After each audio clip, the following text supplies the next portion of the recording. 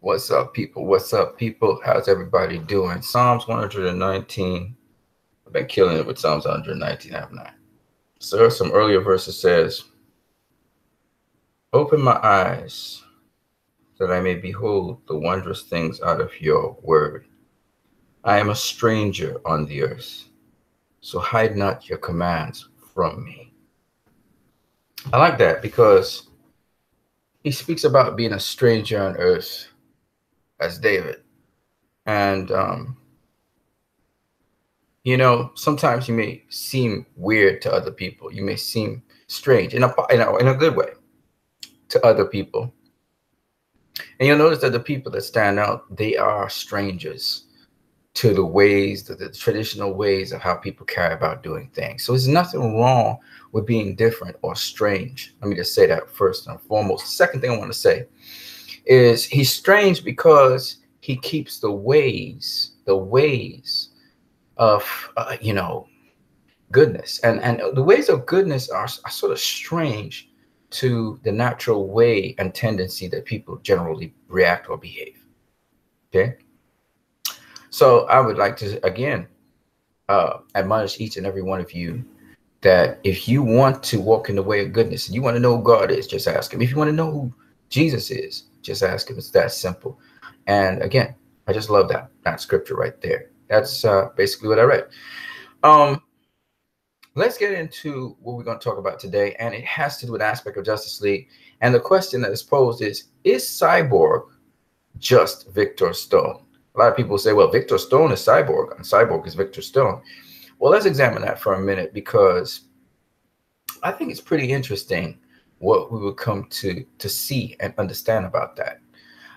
It's Saturday night. I hope you guys are having a good weekend. I hope you guys are having a good time. And this video is mainly to address that. I'm not going to try and address other issues with other things. I'm just going to keep it focused. But I just want to talk about the famous chef, the cook, who had this famous program on CNN, who just recently passed away, took his own life, I heard. I don't know how true that is, but what I would say to you guys is, remember, life, and this guy was very useful, very helpful, very insightful.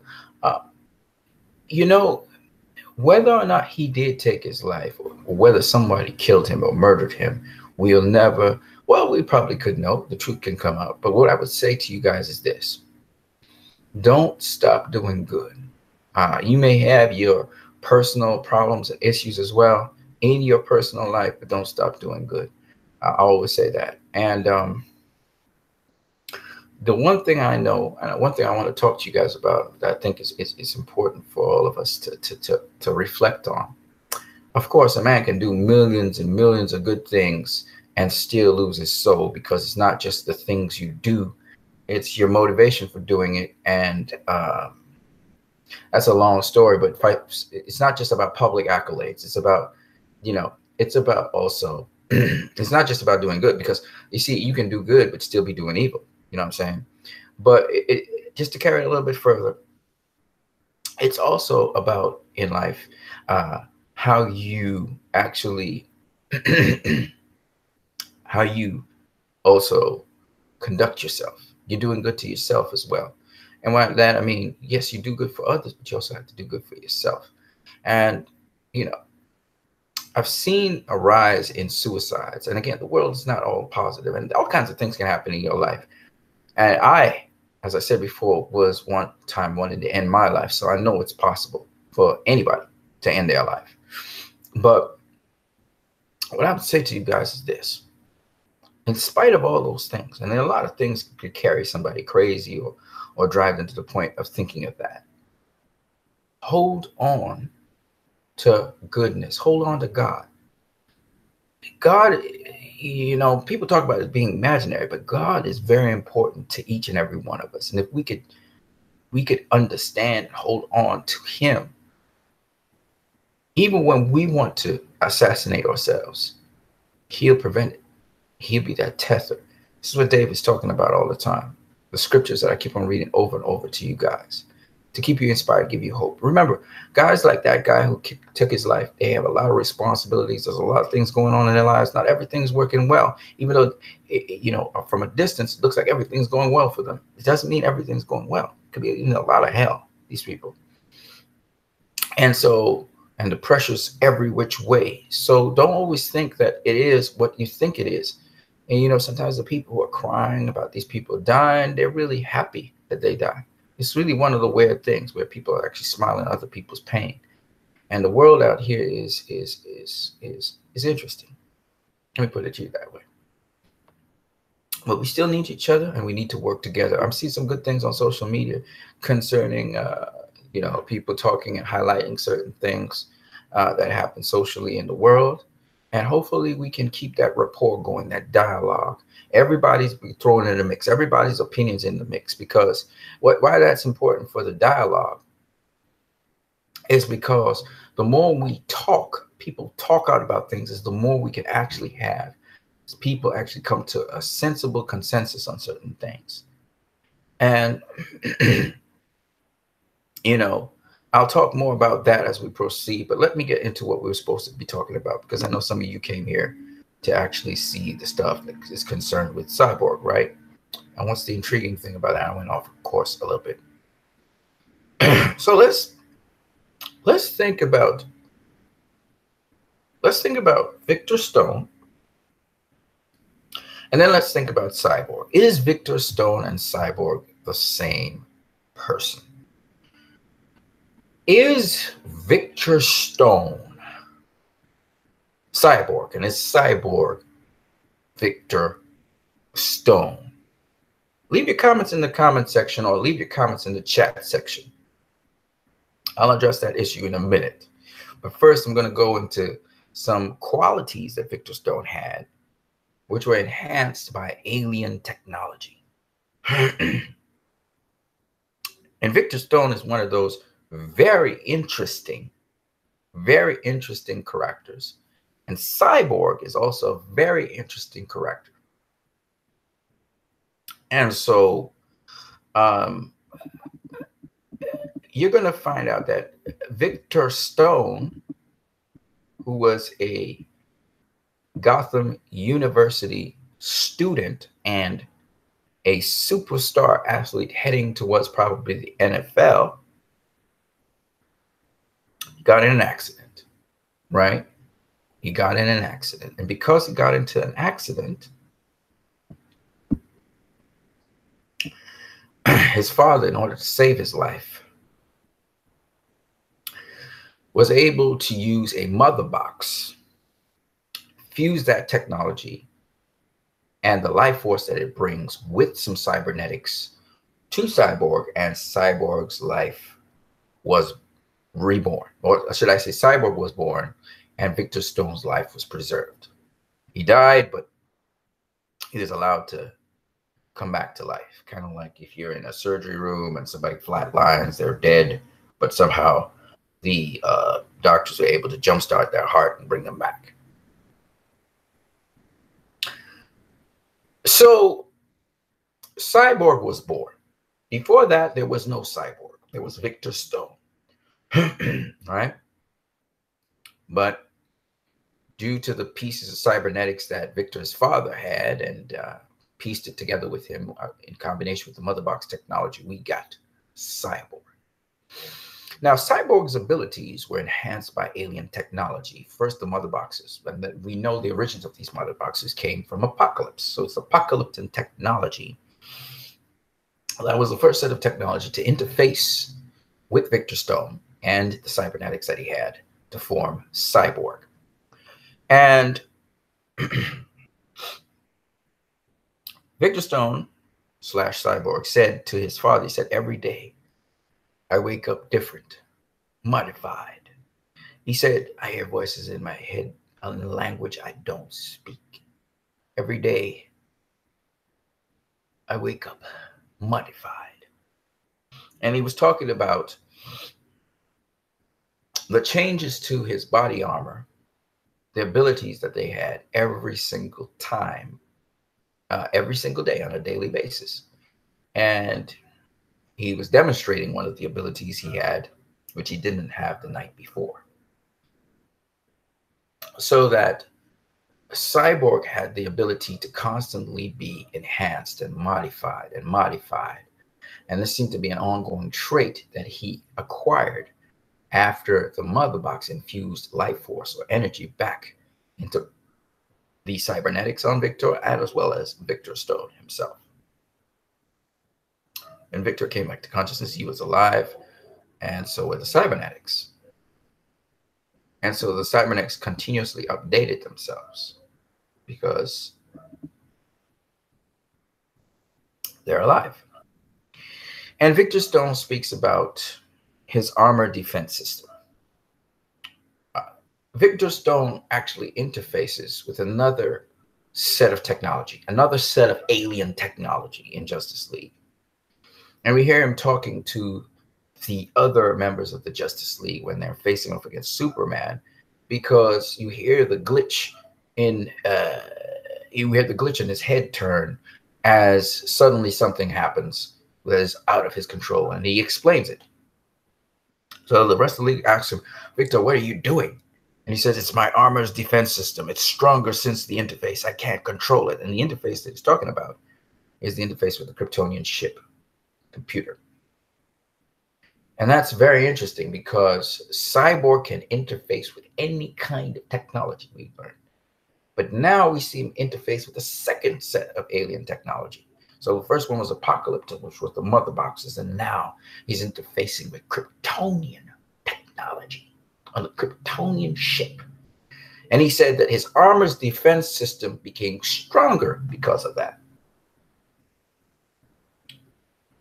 And so the cybernetics he was unable to control the cybernetics. Because they're living cybernetics, right?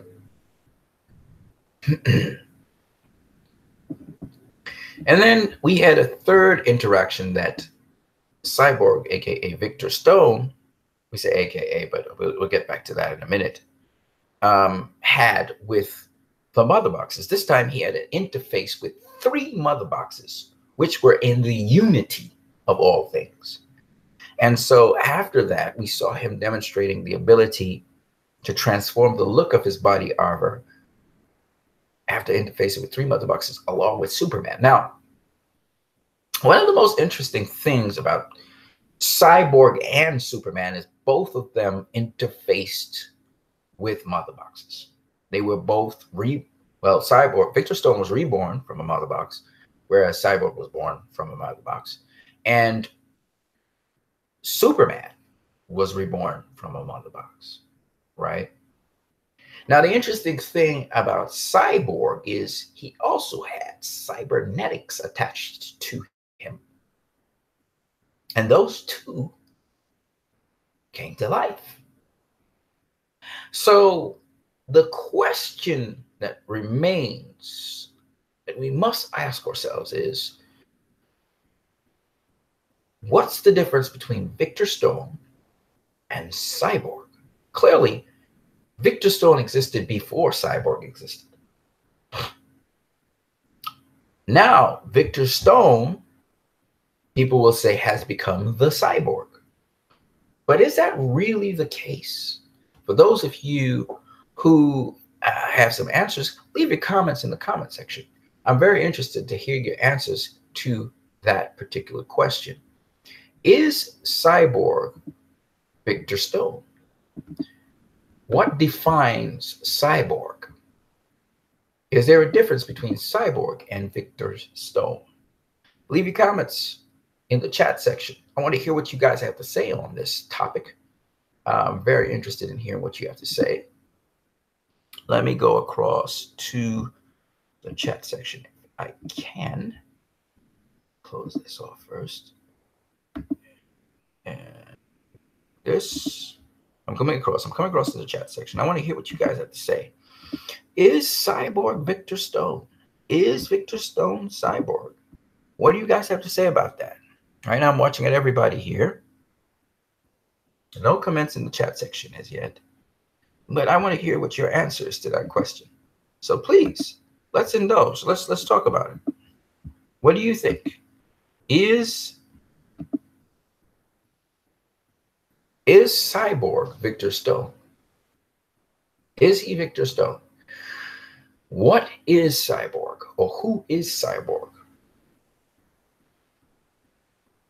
Is there a difference between Victor Stone and Cyborg? Want to hear what you guys have to say first before I give an answer to you. So please leave your comments in the chat section right now. The chat section right across from me. Leave your comments in the chat section. I know somebody's talking. Let me hear what you have to say. What do you think? Do you think that Cyborg is Victor Stone? Or do you think that Victor Stone is the Cyborg? Which one do you think? Or do you think it's neither? What do you have to say? Leave your comments in the chat section. I'm very interested in hearing what you have to say. Do you think that Cyborg is Victor Stone? Is Cyborg Victor Stone? Oh, let me put it this way. Is Cyborg just Victor Stone? How about that? Because it's interesting to boil down and understand exactly who Cyborg is or what Cyborg is. So I'm interested in your comments right now. Leave your comments in the comment section. Who or what do you think is Cyborg? Or do you think that Cyborg is Victor Stone alone? He's Victor Stone. So Cyborg is Victor Stone. Is that true? Is that false? What do you guys have to say about that? Leave your comments in the chat section. Leave your comments in the chat section. There's a chat section right there to the right of this video. Leave your comments in the chat section. I want to hear what you have to say about that. Leave your comments in the chat section. Let's go. Let's go.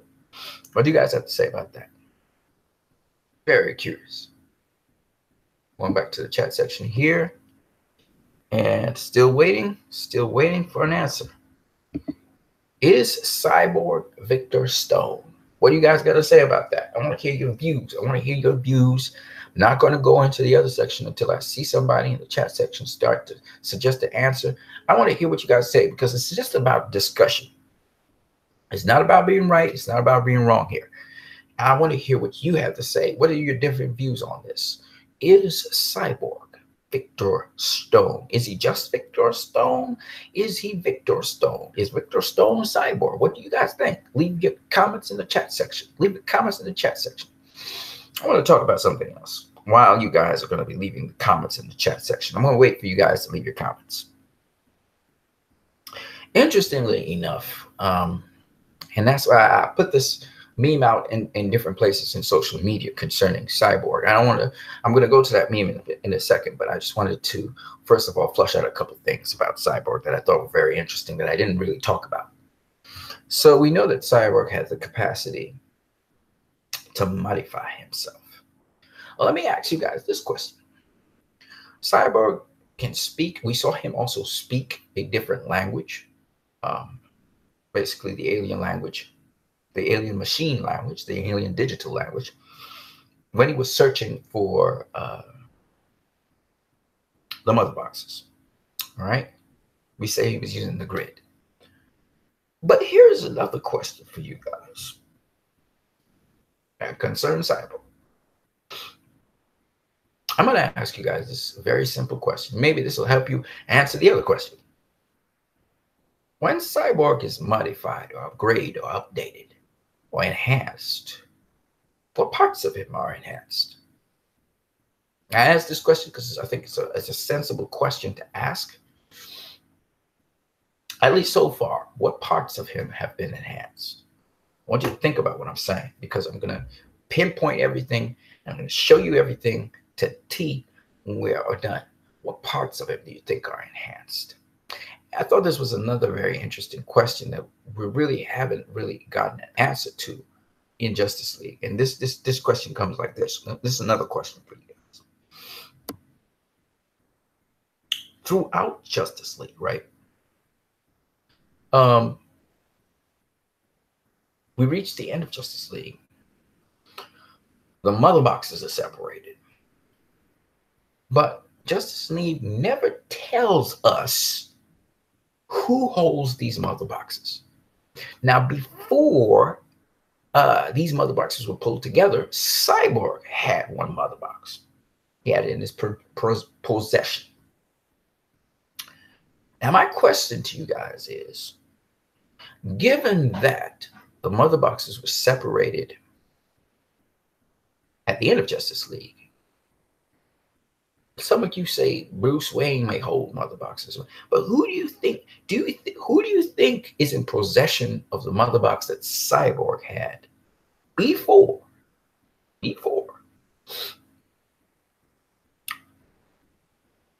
Before the mother boxes were separated, before it was taken by Stephen. All right. So, who do you think is in possession of that mother box? This one's a little bit more clearer. Maybe it's easier to figure out. Maybe it's not. But it's a question worth thinking about. Another question worth thinking about.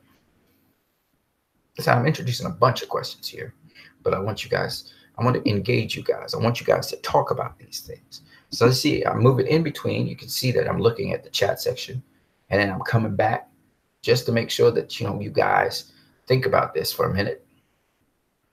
So the three questions are so far: 1, do you think that Cyborg is or solely is Victor Stone? 2, what parts of Victor Stone continually are modified? And 3, what do you think happened to the Earth mother box? Not the Amazonian one, not the Atlantean one, but the Earth mother box. Who do you think possesses that mother box? So those are 3 questions. Let's move on to something else. I was looking at how the population is starting to take accountability for violence, excessive force used by law enforcement.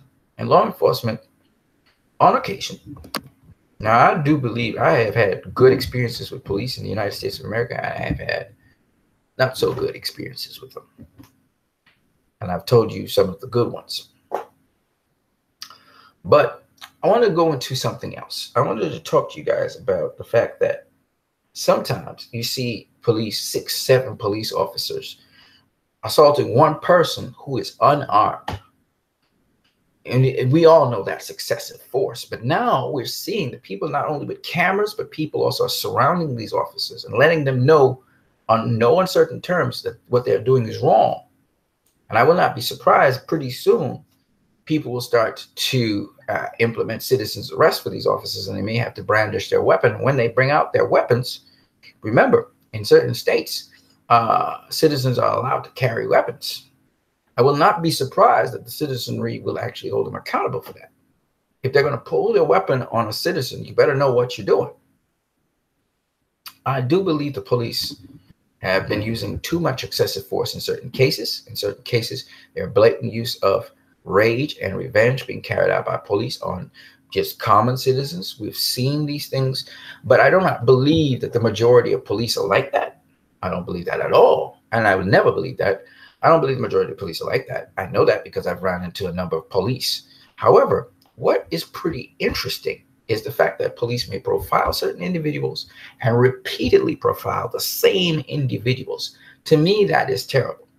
When you are a person who is a minority or a black person in America, if a police officer stops you for, say, 1, 2, whatever incident, finds out that you are not that person,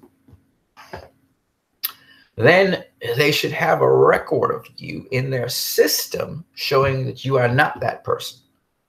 And they should not have it as something against you or strike against you, especially if you're innocent of such a thing. I say this because it seems that some people are continuously being profiled because they're moving around certain areas doing certain things. And I just don't find that sensible. I don't find, in certain communities, by the way, we're talking about communities which are, either, wealthy communities, kind of gated communities. And I'm not saying that the police, all right, let me suggest this to the police officers so they will understand where I'm coming from. I am not telling you not to survey your area. I am not, for crying out loud, I'm not saying to the police officers that they shouldn't be investigating people who are new to a community, especially when you're trying to protect it. And usually police presence is much higher and much more exaggerated in communities where people are well-to-do. It makes sense, okay? What I'm saying in gated communities as well. What I'm saying, however, is that there is a way to proceed with things. You know, you can do things in a much more subtle way and in a much more sensible way where you're not overusing the resources. I'll give you an example. A vehicle goes into a rich, maybe affluent, whether it's white neighborhood or whatever, and people are wary of anybody new to their neighborhood. They want to know who they are and whatever. The police, it's their job to find out what's going on and make sure this person's not a threat. I absolutely agree with that. But police officers, I've been in communities, okay, where I'm the only black person in the community, okay?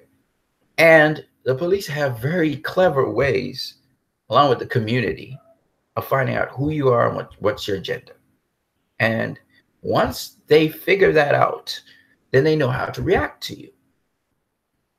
So instead of blatantly following someone around, I know you're trying to make them uneasy, but then suppose this person is, you know, belongs to the community. I mean, even in my country of Trinidad and Tobago, there is surveillance of people without even them. Well, they will know, but they're not, it's not so obvious. It's not obvious surveillance. And the way how you do surveillance on someone tells me how smart you are.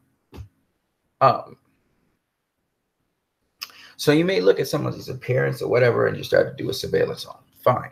But here's the thing. You should be smart about how you do things. There's a way. You can greet someone and say hello. Saying hello is a way of finding out who this person is and what they're about, you know? And so I think that police, they're not, I don't know why different communities, police are allowed to do different things. I was even talking to a guy in my country, and more affluent communities, you can't do certain things the guy was saying as a police officer, whereas in poorer demographics, they do whatever they want. All right, they even hit people, and that's wrong, morally and ethically wrong. But if to listen to that police officer talk about the dichotomy between that they're afraid to be sued in a certain area and in another place they're rampantly doing whatever they want to do, told me two things. It told me that in this world, even if you are the same race, most people in my country are more or less colored people, okay? And even so, there is a stratification of society into demographics. And certain demographics, you enter into that demographic and they don't know who you are, and the police is all of a sudden on you, and they're following you, and they're looking at you. Not in very obvious ways, but in very subtle ways, but nonetheless, they got their eyes on you, okay? And my point is, similarly, that can be done in other communities. Why is it the police try to intimidate? There's a lot of intimidation tactics where they follow you, then they light up their light, then they go, whoa, and they say, you know, and you haven't broken any laws or anything. If you're a citizen, you haven't broken any laws, then you got to be subtle police about how you go about doing things. Police know how to set traps to catch people speeding. Why is it you don't have that in communities? So that you're not setting a trap for them speeding violation, but your cars are monitoring the person as they move along from place to place. You got somebody there each step of the way. All right, you do it like that. And you follow them and you watch their activity wherever they are. If a neighbor calls in to someone, especially when people are calling in because they are afraid or whatever, but they won't contact the people directly. And we have this society now where people are calling in things on other people out of anonymity, just like the internet. They're cowardly people. They don't want to be neighbors. They don't want to be kind and polite, but they'll call you up on the drop of a dime for something, right? And that's cowardly. But here's the thing. Besides that, sometimes their lives are endangered. Sometimes people are arrested by police or are assaulted by police. because some person, uh, for whatever reason, whatever their reasons, it could be fear, it could be racism, it could be hatred, vindictiveness, whatever, they call them up in anonymity as a 911 call. When a hyperreaction like that happens, a police officer doesn't know what to do to assess the situation. I understand that. But again, you have to approach the situation always ready for whatever's coming. But you must approach the situation with some tact, sensibility, especially if the person is a minority or someone who seems not to fit into that area. You have to find out as soon as you can why exactly the people are here.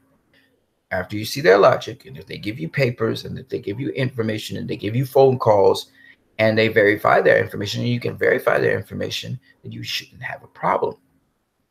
I say this because someone died as a result of a prank call to the police.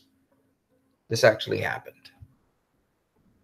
A guy was prank calling, and it was his friend he was prank calling, and the police took it seriously, and it ended up in a fatality. And I'm saying to you guys that these calls out of anonymity, you have to be very careful when you go to call somebody. What you have to do is, the first thing you need to do, if you're a neighbor, sometimes it's good to be nosy, know everybody's business. The first thing you need to do is assess the situation and have surveillance done on the newcomer through your neighbors. That's how you move. You don't know if these people are safe or not. You don't know who these people are. Okay, then assess them using your neighbors. If you have a good neighborhood watch, if you have a good neighborhood where people actually talk to each other, even if it's hi, bye, whatever, that would make sense than just calling the police because you don't feel safe or you have some agenda. And I say this because a lot of people try to send a message that other people are not welcome in their community. And you don't do that. I've seen it in my own country with people of a different ethnicity to mine. If you go into a certain ethnicity place, there's this hostility towards you, especially if you decide to live there. And I'm saying once again that that's nonsense. And so anybody try to do something in a hostile way, they can find themselves with hate crimes behind them. So you have to be careful, especially in this society, politically correct society. And so I'm just saying this so that citizens and people will be accountable. And this is a global message, not just for America, but throughout, that we have to stop this nonsense with racial inequality. Now, I'm not saying that some people in certain demographics are not dangerous. There are people of almost every race who are very dangerous. But you have to know them as people, or you have to see their actions. Their actions speak louder than their words. And a lot of times when I hear people saying that these people are coming to rob a house or whatever, it's either paranoia or just straight up hatred that makes these people behave this way. And an overreaction by someone calling, especially a 911 call. 911 operator would not know how to respond to that call, so they have to take everything as seriously. But the police, you have to have the discrepancy to understand that certain people, they're not criminals. And they're coming in to break into our home. You have to make sure that that's not the case. Sometimes you have to screen the call that is called, because you have these kinds of callers. And then the other thing about it is, whether it's an anonymous call or not, some of these callers need to be held accountable for their 911 calls, as the prank caller was held accountable. And it's not that you have to be able to assess the situation. It's always about assessing the situation. You have to assess it first. So I just wanted to talk about that before you guys answer the questions. Have you guys said anything about this? I'm not seeing anything here. Wow, that's amazing. So people can't think and we can't really have discussions. That's what you're saying to me. It's about spoon feeding and seeing what I have to say. Well, if that's the case, then why should I even tell you the answer to this? Why? Why should I tell you? If we're not going to have discussions about topics, what's the use? It's always going to be a one-way street because it's all about what I can provide you. And we need to have dialogue. We need to have discussion. We need to have interface. I'm not going to waste any more of your and my time, but I'm going to leave the question out there. I'm going to leave the question out there, and I'll provide the answer in the next video. But in the meantime, I hope you guys have a good evening, a good night. I just thought I would talk about more about these social issues and how we can address them, and how police need to also, think about. At least I think there are a lot of good officers out there and a lot of good police out there. I'm pretty sure about that. That the bad ones do not outweigh the good ones. And there are a lot of community police doing a lot of good things in a lot of areas and building communities and working with them. So I'm not talking about those people. I am talking about the rotten apples that need to be held accountable. And whether it's systemic in departments, I know there are these rotten apples in every stratosphere of governance. We know this, but we have to get them out. You have to root that out or deter them from continuing along that path in an obvious way. So those are the steps I think that we need to take. I hope you guys enjoyed this video. I wanted to give the answer to the video, but I think I will not give the answer to the video. I think I'll hold it back a bit. See what you guys say in the comment section. So I'll be waiting for you guys to leave your comments in the comment section. The question is really simple. Is Cyborg Victor Stone? Is Cyborg Victor Stone? And you tell me what you think the answer to that question is. All right, guys, I hope you have a great day. Have a great evening. Leave your comments in the comment section. I'll be looking forward to your answers. You guys have a great one.